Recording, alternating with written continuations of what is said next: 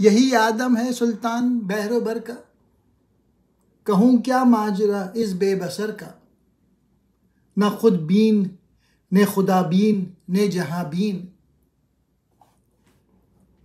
یہی شاہکار ہے تیرے ہنر کا۔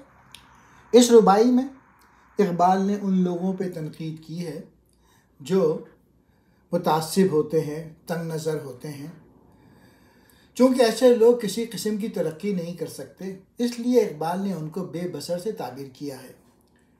اقبال کہتے ہیں اے خدا میں انسان کی بے بصیرتی کا ماجرا کیا سناؤں، کیا یہی وہ انسان ہے جسے تو نے خشکی اور تری کا بادشاہ بنایا تھا اور اشرف المخلوقات قرار دیا تھا؟ یہ نہ تو اپنی حقیقت کو پہچانتا ہے، نہ اسے تیری معرفت حاصل ہے، نہ یہ کائنات کے بھیدوں سے آگاہ ہے، پھر یہ کس کام کا ہے؟ کیا اسے تیرے کمال تخلیق کا شاہکار سمجھ لیا جائے؟ اقبال کہہ رہے ہیں انسان میں کوئی تو جوہر ہونا چاہیے، وہ خدا کو نہیں پہچانتا تو اپنے آپ کو پہچانے، یہ بھی نہیں ہو سکتا تو کائنات کی حقیقتوں سے آگاہ ہو۔